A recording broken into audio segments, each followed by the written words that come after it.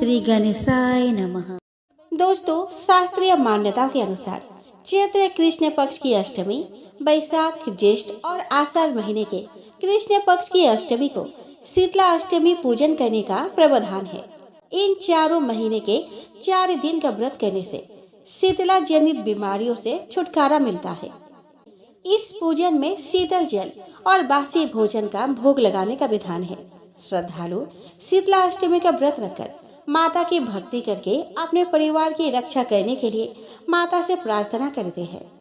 ऐसा माना जाता है कि शीतला माता भगवती दुर्गा का ही रूप है। भारतीय उपासना पद्धति जहां मनुष्य को आध्यात्मिक रूप से मजबूत करती है, वही शारीरिक और मानसिक रोगों को दूर करने का भी इसका उद्देश्य होता है।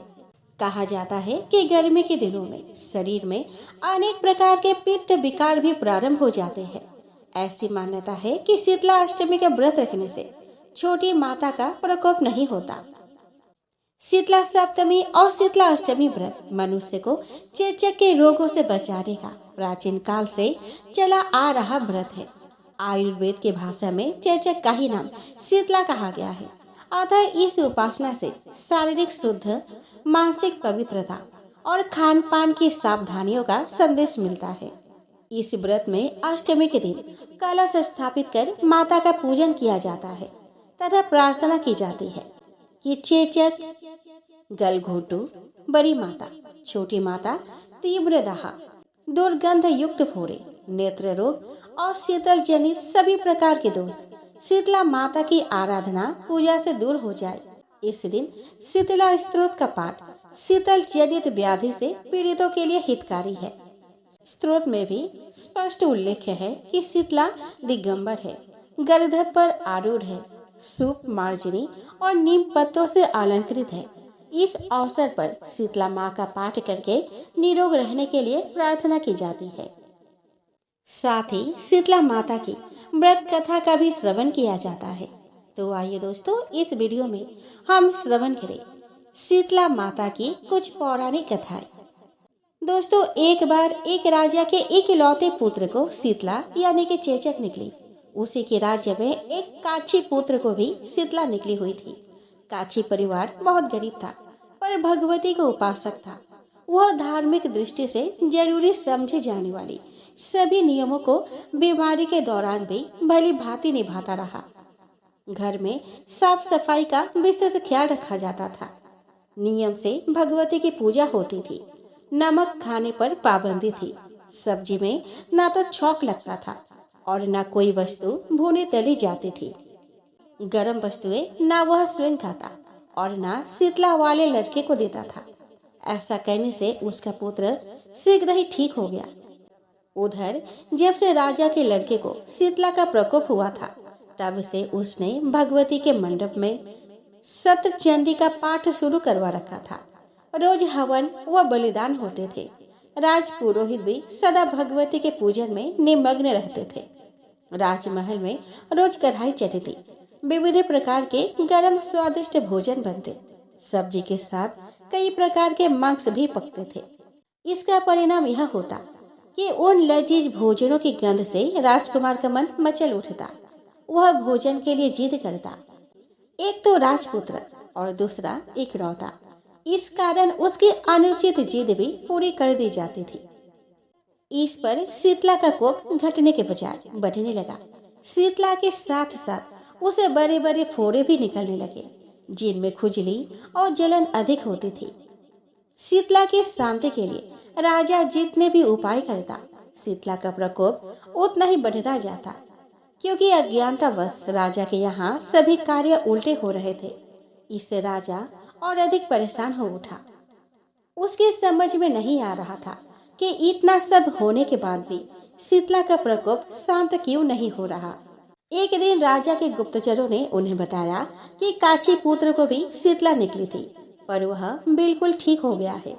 यह जानकर राजा सोच में पड़ गया कि मैं शीतला की इतनी सेवा कर रहा हूँ, पूजा व अनुष्ठान में कोई कमी नहीं, पर मेरा पुत्र अधिक रोगी होता जा रहा है, जबकि काछी पुत्र बिना सेवा पूजा के ही ठीक हो गया। इसी सोच में उसे नींद आ गई। श्वेत वस्त्र धारिणी भगवती ने उसे स्वप्न में दर्शन देकर कहा कि हे राजन, मैं तुम्हारी सेवा अर्चना से प्रसन्न हूँ, इसीलिए आज भी तुम्हारा पुत्र जीवित है। इसके ठीक न होने का कारण यह है कि तुमने शीतला के समय पालन करने योग्य नियमों का उल्लंघन किया।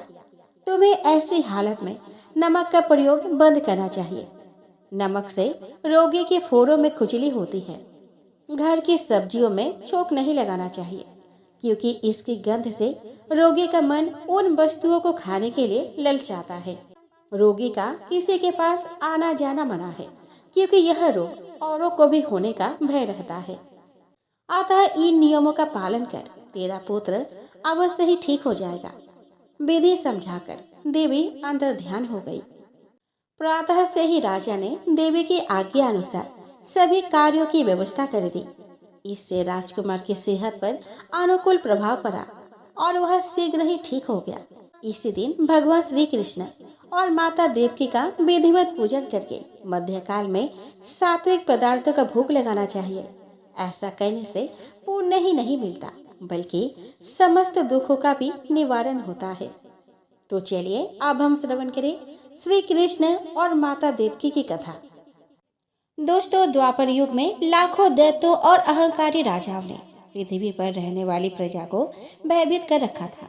उनसे त्राण पाने के लिए पृथ्वी ने गौ का रूप धारण किया और ब्रह्मा जी के पास जाकर उनसे अपनी करुण कथा सुनाई।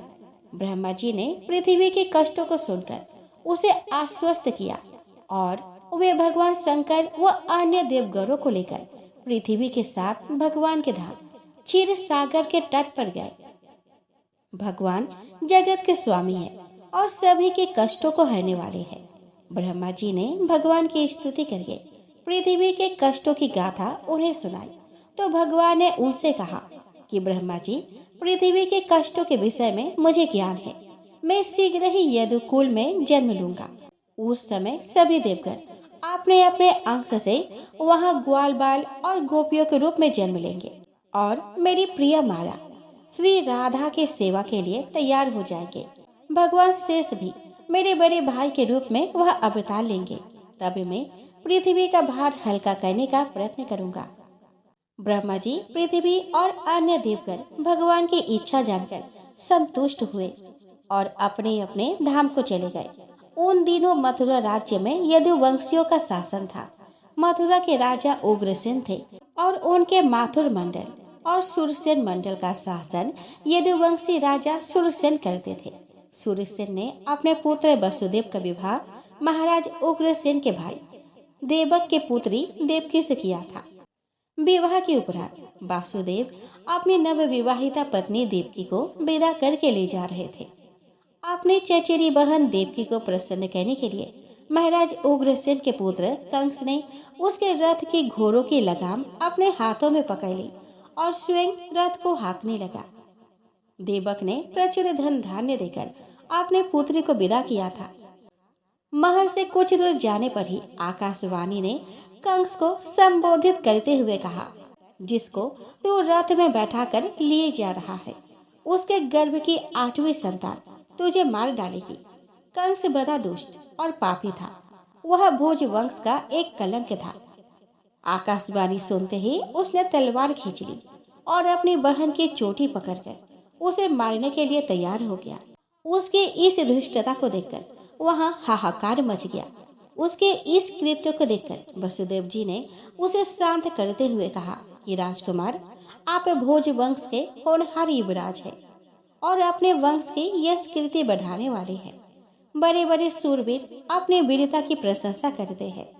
इस शुभ अवसर पर अपनी बहन का वध करना क्या आपके गौरव के अनुकूल होगा? वीरवर, जिसने जन्म लिया है उसकी मृत्यु तो निश्चित है। जब इस शरीर का अंत हो जाता है तब जीव अपने कर्मों के अनुसार दूसरा शरीर धारण कर लेता है। यह प्रकृति का सत्य नियम है। दूसरा शरीर प्राप्त करके वह पहले शरीर के कर्मों को भूल जाता है। इसीलिए अपना कल्याण चाहने वालों को दूसरों से बैर नहीं करना चाहिए। कंस, यह आपकी छोटी बहन है। यह अभी बच्ची है। इसे तो आपको अपनी कन्या के समान समझना चाहिए। अभी अभी तो इसका विवाह हुआ है, ऐसे में इसका वध करना कहाँ तक उचित है? आप ही इस पर विचार कीजिए। इस प्रकार वसुदेव जी ने उसे समझाने का प्रयास किया, परंतु वह क्रूर अन्याय तो अपने संकल्प पर अड़ा ही हुआ था। उसका हठ देखकर वसुदेव जी ने सोचा कि बुद्धिमान पुरुष को अपने बुद्धि कौशल से मृत्यु को टालने का प्रयत्न करना चाहिए। विधाता की जो इच्छा है वो तो होगा ही। उन्होंने मुस्कुराकर कंस से कहा, सौम्य, आपको देवकी से नहीं इसके पुत्र से भय है, सो मैं इसके पुत्रों को लाकर आपको सौंप दूंगा, यह मेरा वचन है। वसुदेव के ऐसा कहने पर कंस ने अपनी तलवार म्यान में रख ली और बोला कि मुझे आप पर भरोसा है, किंतु यदि मेरे साथ छल किया गया तो मैं किसी को भी नहीं छोड़ूंगा। वसुदेव जी देवकी के साथ अपने घर चले गए। समय आने पर देवकी ने कीर्तिमान नामक पुत्र को जन्म दिया। वसुदेव जी ने सीने पर पत्थर रखकर अपने पुत्र को लाकर कंस को सौंप दिया। जब कंस ने देखा कि वसुदेव जी ने अपने वचन का पालन किया है तो वह बड़ा प्रसन्न हुआ। उसने हंसकर वसुदेव जी से कहा कि वसुदेव जी, आप इस बालक को ले जाइए, इससे मुझे कोई भय नहीं है, क्योंकि आकाशवाणी के अनुसार देवकी के गर्भ से उत्पन्न 8वें पुत्र द्वारा मेरा वध होगा। उसे आने दीजिए, तब देखेंगे। ठीक है कहकर वसुदेव जी उस बालक को लेकर वापस चले गए, परंतु मन ही मन वे संकित अवश्य रहे। इधर देवऋषि नारद कंस को उकसाने के लिए उसके पास आए और बोले कि कंस, तुम बड़े भोले हो। वहाँ सभी देवगण तुम्हारी मृत्यु की योजना बना रहे हैं और तुम हो कि देवकी के पहले और 8वें पुत्र की बात सोच रहे हो। क्या पता यह पहला पुत्र ही 8वां हो। पीछे से गणना करने पर यही 8वां बैठेगा। ऐसा कहकर नारद जी उसके मन में संदेह पैदा करके चले गए।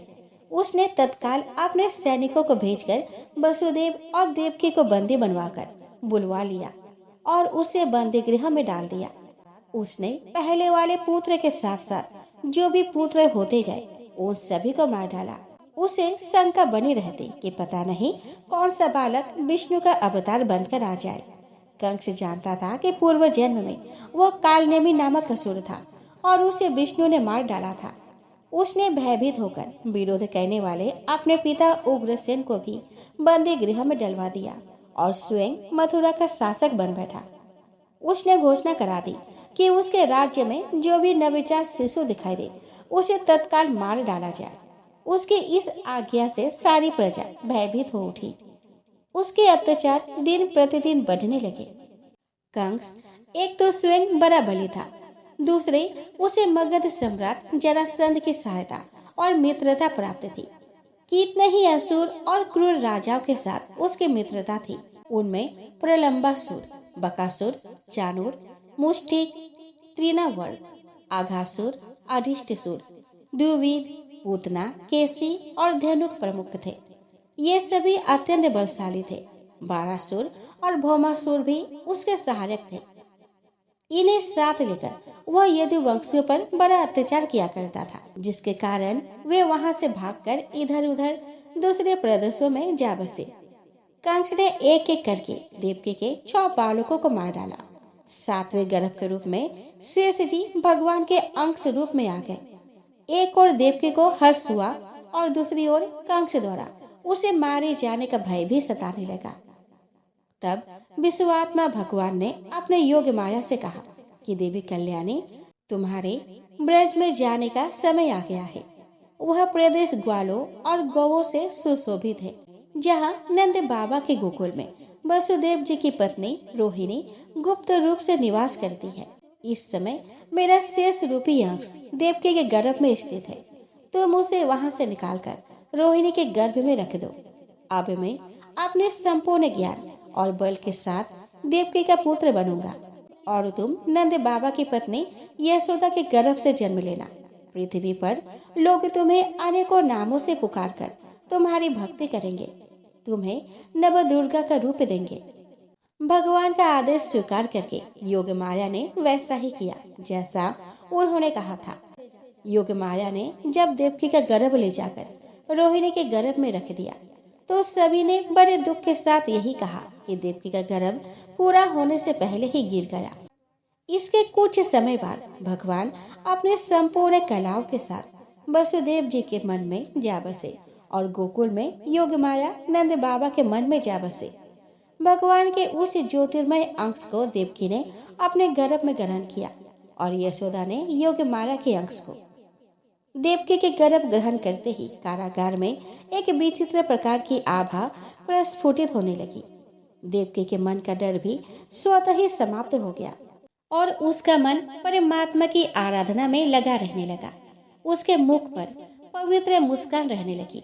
कंस को लगा कि इस बार देवकी ने जो गर्भ ग्रहण किया है उसमें निश्चित रूप से उसके शत्रु विष्णु का ही अंश है।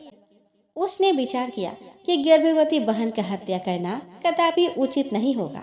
इससे उसे भारी कलंक लगेगा, लोग उसकी निंदा करेंगे और वह घोर नरक में जाएगा। इसीलिए वह भगवान के प्रति दृढ़ वैर भाव को मन में रखकर उनके जन्म की प्रतीक्षा करने लगा। वह उठते बैठते, खाते पीते, सोते जागते, चलते फिरते अर्थात सदैव भी श्री कृष्ण के चिंतन में ही लगा रहने लगा। बंद गृह में उसने पहरा और भी कड़ा कर दिया। पल पल की वह सूचना लेता रहा।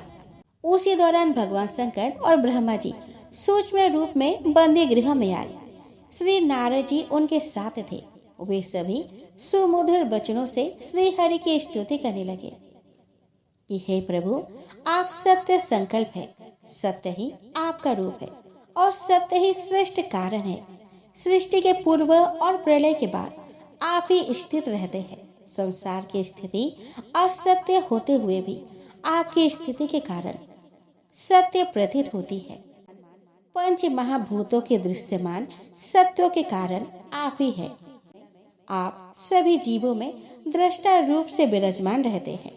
आप जगत का कल्याण करने वाले हैं। इसीलिए इस दृश्यमान जगत के आप परमार्थ स्वरूप है। इसीलिए इस दृश्यमान जगत के आप परमार्थ स्वरूप है।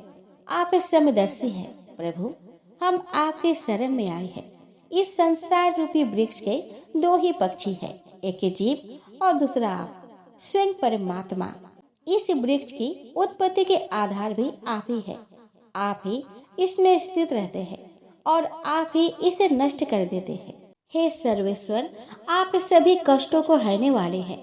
आपके अवतार लेने से ही इस धरती से दुष्टों का विनाश होगा और धरती का भार हल्का होगा। आपने अनेक बार अवतार लेकर पृथ्वी का भार हल्का किया है। इस बार भी आप पृथ्वी का भार हरण करेंगे। हे यदुनंदन, हम आपके चरणों की वंदना करते हैं। ऐसा कहकर देवकी को आशीष देकर वे सभी वहां से प्रस्थान कर गए। देवकी का मन अत्यधिक उत्साह से भर गया।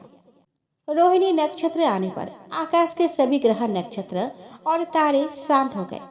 सुबह गुरु से युक्त अत्यंत सुहावना वक्त आ गया। देवकी और वसुदेव का अंतःकरण पूरी तरह शुद्ध हो गया। भगवान के आविर्भाव का समय आ गया था। दिशाएं स्वच्छ एवं प्रसन्न थी। निर्मल आकाश में तारे जगमगा रहे थे। पृथ्वी पर सर्वत्र मंगलमय वातावरण उपस्थित हो गया था। नदियों का जल शांत था। सरोवर में रात्रि में भी कमल खिले थे। वन में वृक्षों पर रंग बिरंगे पुष्प खिले थे। पक्षी चहचहा रहे थे और भौरे गुंजार कर रहे थे। शीतल, मंद और पवित्र वायु चल रही थी। ब्राह्मणों के अग्निहोत्र की कभी न बुझने वाली अग्नियां, जो कंस के अत्याचारों से बुझ गई थी, सहसा अपने आप जल उठी। सभी देवगण आकाश में पुष्पों और वाद्य यंत्रों को पकड़े भगवान के जन्म की प्रतीक्षा कर रहे थे। किन्नर और गंधर्व मधुर स्वरों में भगवान की स्तुति कर रहे थे। भगवान के अवतार का समय आ गया था।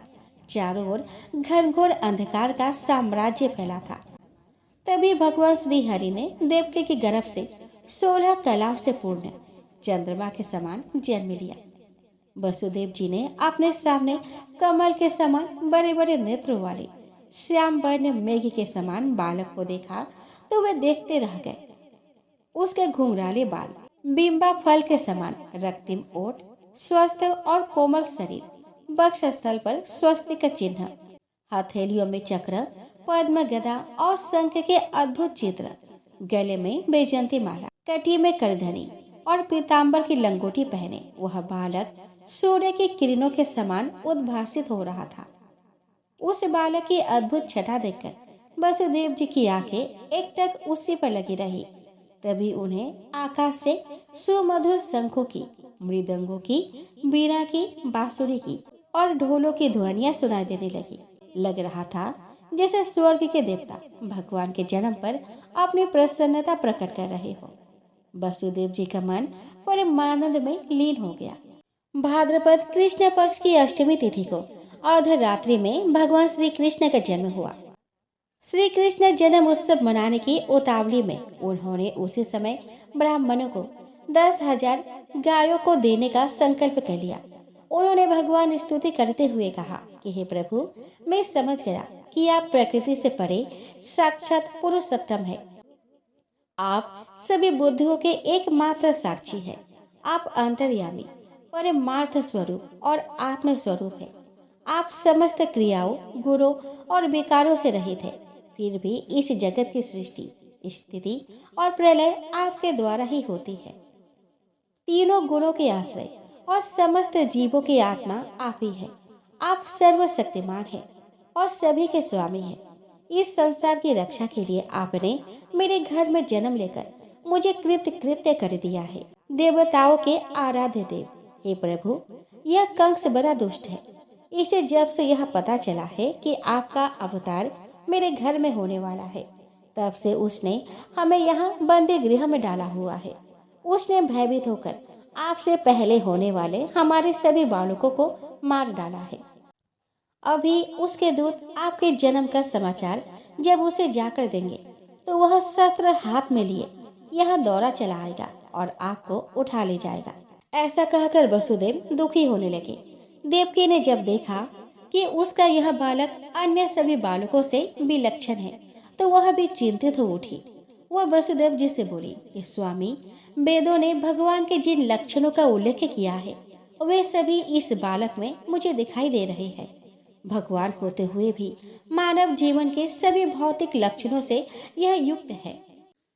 इस रूप में जो जन्म लेता है उसकी मृत्यु भी निश्चित है।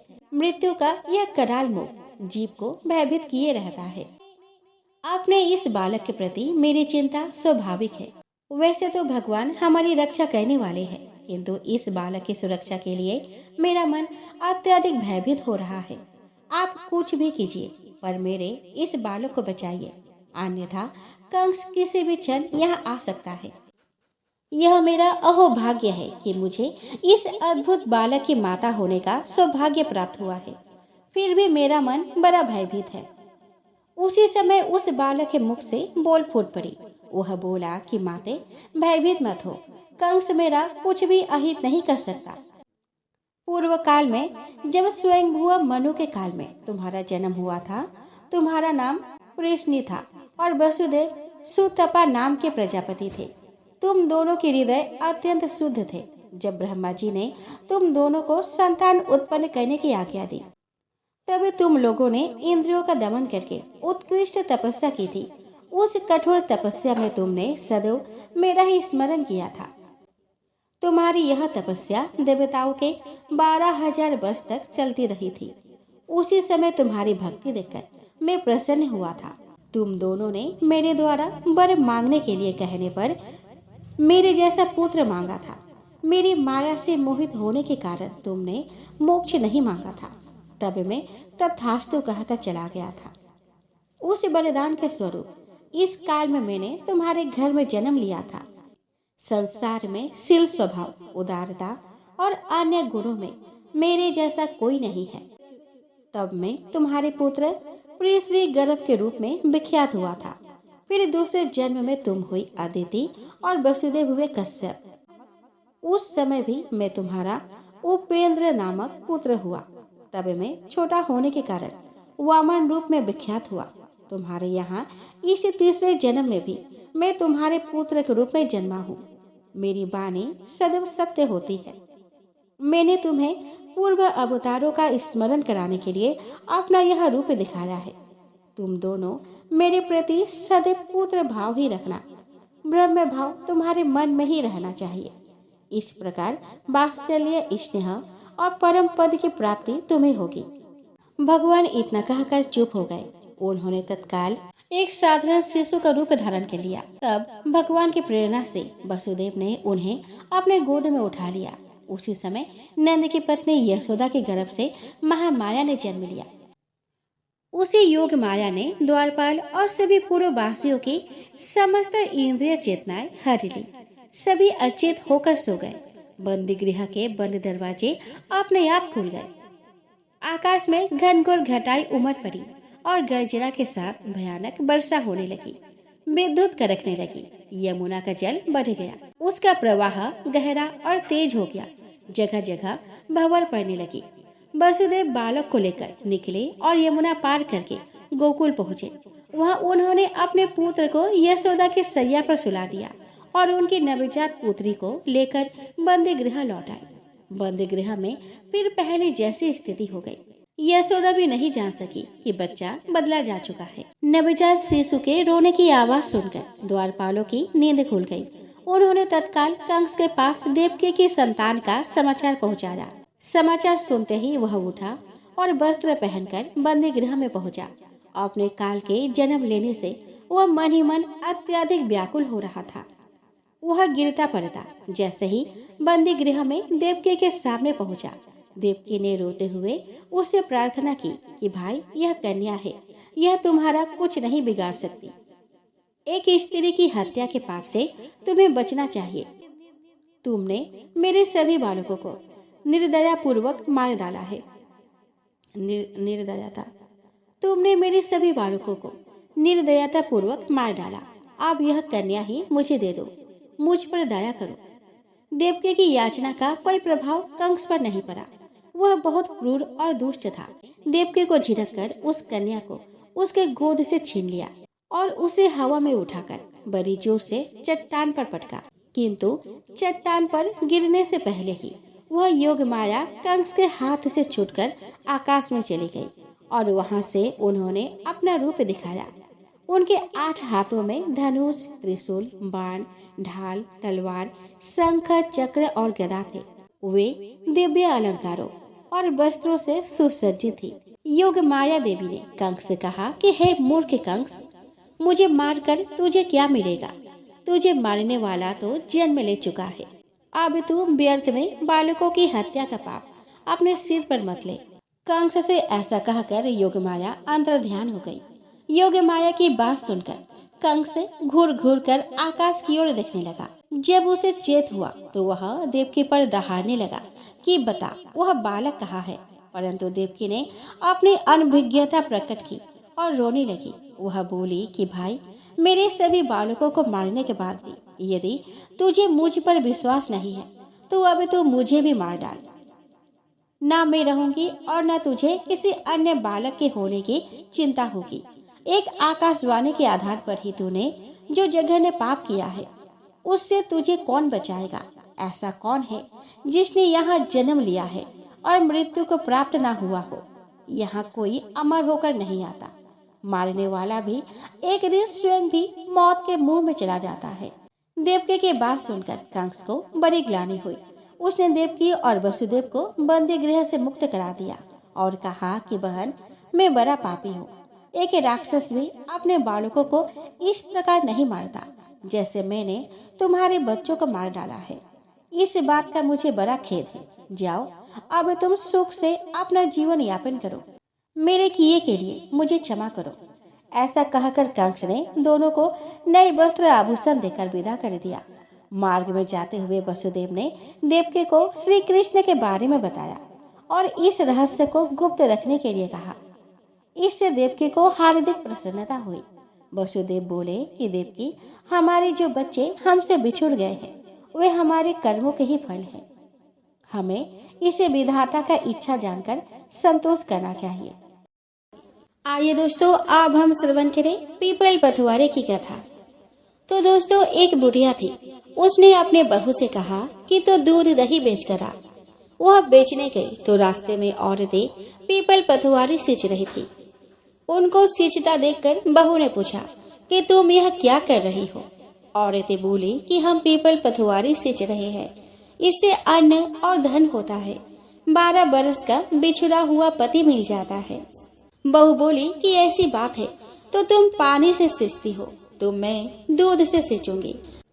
अब गुजरी बहू रोजाना दूध दही बेचने जाती, तो वह दूध दही को ना बेचकर रोजाना दूध को पीपल में और दही को पथवारी में सींचती। सास से दूध दही का दाम मांगती तो कह देती कि महीना पूरी हो जाने पर ला कर दूंगी। कार्तिक का महीना पूरा हो गया। पूर्णिमा के दिन बहू पीपल पथवारी के पास जाकर बैठ गई। कार्तिक का महीना पूरा हो गया। पूर्णिमा के दिन बहू पीपल पथवारी के पास जाकर बैठ गई। पथवारी ने पूछा कि तुम मेरे पास क्यों बैठ गई हो। बहू बोली कि सासू दूध दही का दाम मांगेगी। पीपल पथवारी बोली कि मेरे पास क्या दाम रखा है, ये भरा डींडा पान पतूरा, इसको ही लेकर जा। बहू ने वही ले जाकर कोठरी में रख दिया और डर के मारे कपड़ा ओढ़ कर सो गए। सासू बोली कि पैसे लाई बहू। बहू बोली कि कोठरी में रखे हैं। सासू ने कोठरी खोल के देखी तो देखा कि हीरा मोती जगमगा रहे हैं। सासू बोली कि बहू इतना धन कहाँ से लाई। बहू ने आकर देखा तो सच्ची में ही धन भरा हुआ था। बहू ने सास को सारी बात बता दी। सास ने भी कहा कि अब के कार्तिक में मैं भी पथवारी सींचूंगी। कार्तिक आया, सास दूध दही तो बेच आती, हांडी धोकर पीपल पथवारी में चढ़ा देती। आकर बहू से कहती कि मेरे से दाम मांगो। वह कहती कि सासू जी कोई बहू भी दाम मांगती है, मगर सासू कहती है कि तू मांग। बहू बोली कि सासू जी पैसे ले आओ। तो सास पीपल पथवारी के पास जाकर बैठ गई। पीपल पथवारी ने सास को पान पतूरा भरा डींडा दे दिया। उसने उसे लेकर कोठरी में रख दिया। बहू ने खोल कर देखा तो उसमें कीड़े मकोड़े बिलबिला रहे हैं। बहू ने कहा कि सासू जी यह क्या। सास ने आकर देखा और बोलने लगे कि पीपल पथवारी बड़ी डोगली पटपिटन है, इसको तो धन दिया और मुझको कीड़ा मकोड़ा दिया। तब सभी कोई बोलने लगे कि बहू तो सत की भूखी सींची थी, तुम धन की भूखी। तो है पथवारी माता, जैसा बहू को दिया वैसा सबको देना, जैसा सास को दिया वैसे किसी को ना देना। आइए दोस्तों, अब हम श्रवण करें गणेश जी की कथा। दोस्तों, एक गांव था जिसमें एक सेठ अपने परिवार के साथ रहता था। सेठ का गांव और आसपास के शहर में बड़ा व्यापार था। सेठ जी का गणेश जी में बहुत विश्वास था, क्योंकि उनका मानना था कि उसके परिवार की हर खुशहाली के कारण वे ही थे। नियम अनुसार रोज वो नदी पर नहाने जाते और आकर गणेश जी की पूजा करते, उन्हें भोग लगाते और फिर स्वयं भोजन करते थे। यह बात सेठानी जी को अच्छी नहीं लगती थी। वह धार्मिक नहीं थी और ईश्वर में इतना विश्वास नहीं रखती थी। एक बार सेठानी जी ने सोचा कि यह इतना गणेश जी को मानते हैं, गणेश जी की पूजा करते हैं, इससे होता क्या है। आज तो देखती हूँ कि वो कैसे गणेश जी की पूजा करते हैं। अगले दिन जब सेठ जी नदी पर नहाने जाते हैं तो सेठानी जी गणेश जी की मूर्ति को उठाकर मूर्ति को कपड़े में ढककर बगीचे में जमीन में दबा देती है। जब सेठ जी नदी पर से नहाकर घर आते हैं और देखते हैं कि गणेश जी की मूर्ति तो मंदिर में नहीं है, तब वह सेठानी जी से पूछते हैं कि गणेश जी की मूर्ति मंदिर में नहीं है, कहाँ गई। तो सेठानी जी बोलती है कि मुझे मालूम नहीं। उस दिन मूर्ति को घर में बहुत ढूंढा जाता है, क्योंकि गणेश जी को भोग जो लगाना था। इसके बिना सेठ जी खाना नहीं खाते थे। सेठ जी बहुत उदास हो जाते हैं और गणेश जी से प्रार्थना करते हैं कि हे प्रभु, लगता है आप मुझसे नाराज हो गए हैं और कहीं चले गए हैं। अब जब तक आप वापस नहीं आते मैं खाना नहीं खाऊंगा। उस दिन पूरा निकल जाता है। सेठ की भक्ति में अनन्य श्रद्धा थी, इसीलिए उसी रात एक चमत्कार हुआ। सेठ को सपना आया जिसमें वे एक छोटे से चूहे के साथ खेल रहे थे और चूहे को खाने के लिए लड्डू देते हैं। चूहा लड्डू लेकर बगीचे में जाता है और जमीन को खोदता है और लड्डू वही डाल देता है। अचानक सेठ जी की नींद खुल जाती है। सेठ जी बगीचे में जाते हैं और वही खोदते हैं जहाँ उसको सपने में दिखा था, और वहीं से उनको कपड़े में लिपटे हुए गणेश जी की मूर्ति दिखती है। सेठ जी गणेश जी की मूर्ति की पूजा करके उनको वापस स्थान पर रखते हैं और सेठानी को सब बात बताते हैं। बात जानकर सेठानी जी को बहुत ही आश्चर्य होता है और अपनी गलती का एहसास होता है। वो सेठ जी को सारी बात बताती है और माफी मांगती है। अब सेठ और सेठानी दोनों गणेश जी की पूजा करते हैं। आइए दोस्तों, अब हम श्रवण करें रविवार व्रत की पौराणिक कथा। दोस्तों, रविवार व्रत की पौराणिक कथा के अनुसार प्राचीन काल में एक बुढ़िया रहती थी। वह नियमित रूप से रविवार का व्रत करती थी। रविवार के दिन सूर्य उदय से पहले उठकर बुढ़िया स्नान आदि से निवृत्त होकर आंगन को गोबर से लिपकर स्वच्छ करती। उसके बाद सूर्य भगवान की पूजा करते हुए रविवार व्रत कथा सुनकर सूर्य भगवान का भोग लगाकर दिन में एक समय भोजन करती थी। सूर्य भगवान की अनुकंपा से बुढ़िया को किसी प्रकार की चिंता एवं कष्ट नहीं था। धीरे धीरे उसका घर धन धान्य से भर रहा था। उस बुढ़िया को सुखी होते देख उसके पड़ोसन उससे जलने लगे। बुढ़िया ने कोई गाय नहीं पाल रखी थी, अतः वह अपने पड़ोसन के आंगन में बंधी गाय का गोबर लाती थी। पड़ोसन ने कुछ सोचकर अपने गाय को घर के भीतर बांध दिया। रविवार को गोबर न मिलने से बुढ़िया अपना आंगन नहीं लिप सकी। आंगन न लिप पाने के कारण उस बुढ़िया ने सूर्य भगवान को भोग नहीं लगाया और उस दिन स्वयं भी भोजन नहीं किया। सूर्यास्त होने पर बुढ़िया भूखे प्यासे ही सो गई। प्रातः काल सूर्य उदय से पूर्व उस बुढ़िया की आँख खुली तो वह अपने घर के आंगन में सुंदर गाय और बछड़े को देखकर हैरान हो गई। गाय को आंगन में बांधकर उसने जल्दी से उसे चारा लाकर खिलाया। पड़ोसन ने उस बुढ़िया के आंगन में बंधी सुंदर गाय और बछड़े को देखा तो वह उससे और अधिक जलने लगी। तभी गाय ने सोने का गोबर किया। गोबर को देखते ही पड़ोसन की आंखें फट गई। पड़ोसन ने उस बुढ़िया को आसपास न पाकर तुरंत उस गोबर को उठाया और अपने घर ले गई तथा अपने गाय का गोबर वहां रख आई। सोने के गोबर से पड़ोसन कुछ ही दिनों में धनवान हो गई। गाय प्रतिदिन सूर्य उदय से पूर्व सोने का गोबर किया करती थी और बुढ़िया के उठने के पहले पड़ोसन उस गोबर को उठाकर ले जाती थी। बहुत दिनों तक बुढ़िया को सोने के गोबर के बारे में कुछ पता ही नहीं चला। बुढ़िया पहले की तरह हर रविवार को भगवान सूर्यदेव का व्रत करती रही और कथा सुनती रही।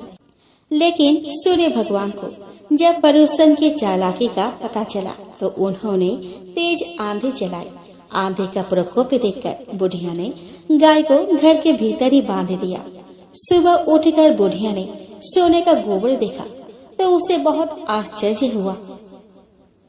उस दिन के बाद से बुढ़िया गाय को घर के भीतर बांधने लगी। सोने के गोबर से बुढ़िया कुछ ही दिनों में बहुत धनवान हो गई। उस बुढ़िया के धनी होने से पड़ोसन बुरी तरह जल भून कर राख हो गई और उसने अपने पति को समझा बुझाकर उसे नगर के राजा के पास भेज दिया। सुंदर गाय को देखकर राजा बहुत खुश हुआ। सुबह जब राजा ने सोने का गोबर देखा तो उसके आश्चर्य का ठिकाना न रहा। उधर सूर्य भगवान को भूखे प्यासी बुढ़िया को इस तरह प्रार्थना करते देख उस पर बहुत करुणा आई। उसी रात सूर्य भगवान ने राजा को स्वप्न में कहा कि राजन, बुढ़िया की गाय व बछड़ा तुरंत ही लौटा दो, नहीं तो तुम पर विपत्तियों का पहाड़ टूट पड़ेगा, तुम्हारा महल नष्ट हो जाएगा। सूर्य भगवान के स्वप्न से बुरी तरह भयभीत राजा ने प्रातः उठते ही गाय और बछड़ा बुढ़िया को लौटा दिया। राजा ने बहुत सा धन देकर बुढ़िया से अपनी गलती के लिए क्षमा मांगी। राजा ने पड़ोसन और उसके पति को उनकी इस दुष्टता के लिए दंड दिया। फिर राजा ने पूरे राज्य में घोषणा करा दी कि सभी स्त्री पुरुष रविवार का व्रत किया करे। रविवार का व्रत करने से सभी लोगों के घर धन धान्य से भर गए। राज्य में चारों ओर खुशहाली छा गई। स्त्री पुरुष सुखी जीवन यापन करने लगे तथा सभी लोगों के शारीरिक कष्ट भी दूर हो गए। तो प्रेम से बोलो सूर्य भगवान की जय हो। आइए दोस्तों, अब हम श्रवण करें लफ्सी तफ्सी की कथा। तो दोस्तों, एक लप्सी था और एक तपसी था। तपसी हमेशा भगवान की तपस्या में लीन रहता था। लप्सी रोजाना 1.25 सेर की लापसी बनाकर भगवान को भोग लगाकर जिम लेता था। एक दिन वे दोनों लड़ने लगे। तपसी बोला कि मैं रोज भगवान की तपस्या करता हूँ, इसीलिए मैं बड़ा हूँ। लप्सी बोला कि मैं रोज भगवान को 1.25 सेर लापसी का भोग लगाता हूँ, इसीलिए मैं बड़ा हूँ। नारद जी वहाँ से गुजर रहे थे। दोनों को लड़ता देखकर उनसे पूछा कि तुम क्यों लड़ रहे हो। तपसी ने खुद को बड़ा होने का कारण बताया और लप्सी ने अपना कारण बताया। नारद जी बोले कि तुम्हारा फैसला मैं कर दूंगा।